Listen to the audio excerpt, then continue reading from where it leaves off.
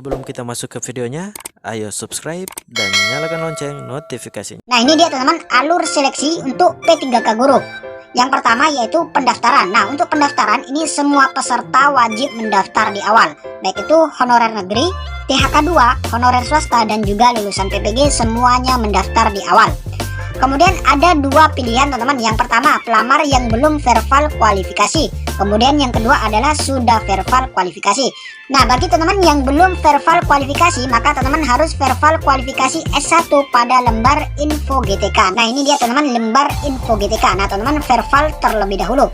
Kemudian selanjutnya, maka teman-teman diminta untuk memilih formasi.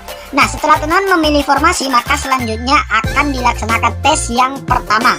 Nah, untuk tes yang pertama ini hanya bagi guru honorer negeri yang terdaftar di Dapodik dan juga guru honorer ex-THK 2. Nah, jadi kedua guru honorer inilah yang bisa mendaftar di seleksi P3K tahap yang pertama. Kemudian, jika tidak lulus, maka pelamar tersebut memilih kembali di tahap yang kedua atau di tes yang kedua. Dan untuk tes yang kedua ini sudah ada pelamar lain teman-teman, yaitu guru honorer swasta dan juga lulusan PPG. Jadi pesaingnya tambah banyak. Kemudian, jika tidak lulus kembali di tahap kedua, maka teman-teman memilih kembali formasi di tahap yang ketiga, yaitu memilih formasi yang masih belum terpenuhi.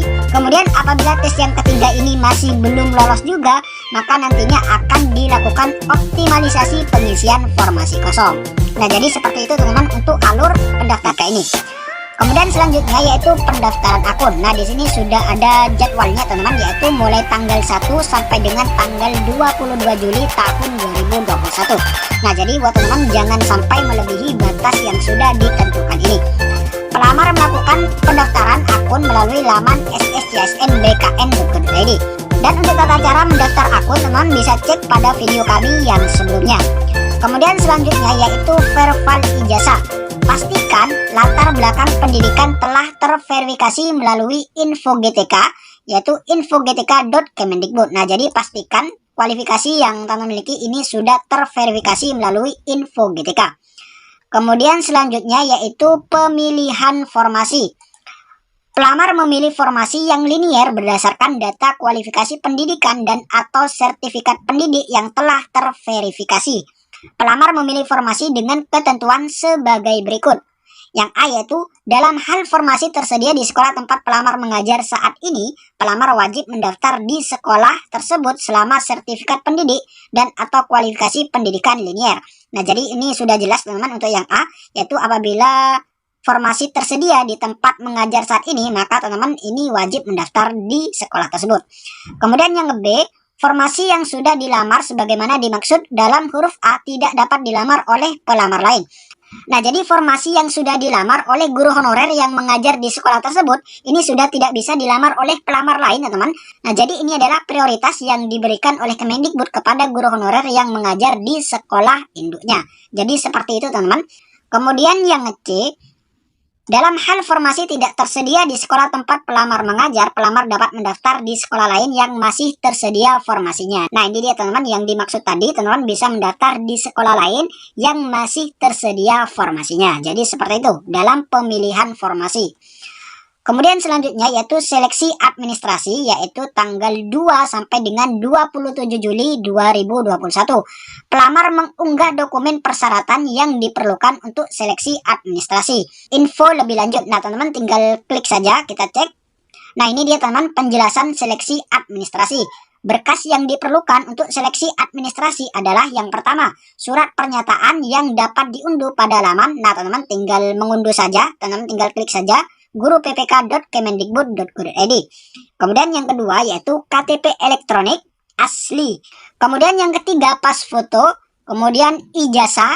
Kemudian yang kelima sertifikat pendidik bagi yang memiliki. Kemudian yang keenam bagi pendaftar penyandang disabilitas menambahkan surat keterangan dari dokter rumah sakit dan juga menyampaikan tautan atau link video. Nah, ini khusus bagi penyandang disabilitas. Verifikasi administrasi dilakukan berdasar pada linearitas sertifikat pendidik dan atau kualifikasi pendidikan. Jika sertifikasi pendidik tidak sesuai, dilanjutkan dengan verifikasi berdasar pada linearitas kualifikasi pendidikan. Kesesuaian linearitas dimaksud merujuk pada SE Direktur Jenderal Guru. Nah, teman-teman tinggal cek saja di sini. Kemudian kita lanjut ke berikutnya teman-teman, yaitu ujian seleksi kompetensi, yaitu dijadwalkan pada tanggal 23 sampai dengan 29 Agustus 2021. Pelamar yang lulus seleksi administrasi melaksanakan ujian kompetensi sesuai formasi yang dipilih. Tahap ini hanya dapat diikuti oleh pelamar dengan kriteria sebagai berikut. Yang pertama yaitu guru non-ASN yang mengajar di satuan pendidikan yang diselenggarakan oleh instansi daerah dan terdaftar sebagai guru dapodik. Kemudian yang kedua yaitu guru honorer ex THK 2. Nah, jadi untuk ujian seleksi P3K tahap pertama ini hanya dikhususkan bagi guru honorer negeri saja, teman-teman. Kemudian di sini juga ada bobot dan durasi soal. Nah, kita lihat, teman-teman.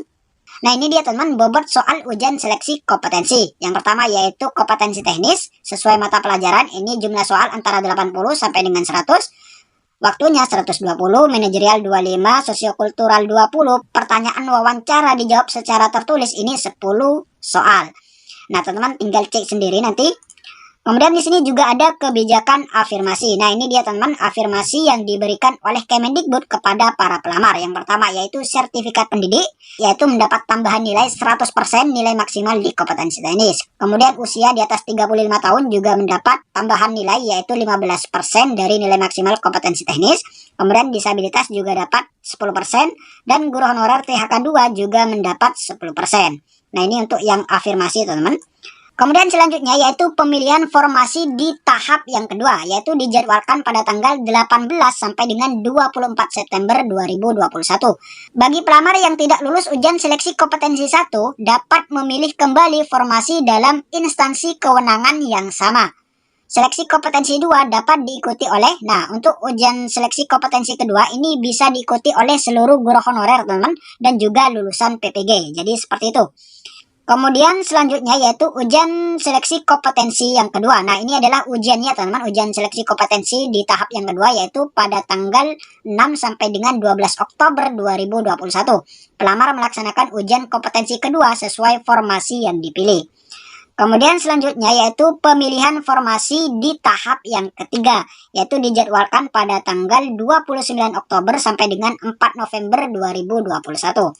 Bagi pelamar yang tidak lulus ujian seleksi kompetensi kedua dapat memilih kembali formasi di seluruh wilayah Indonesia.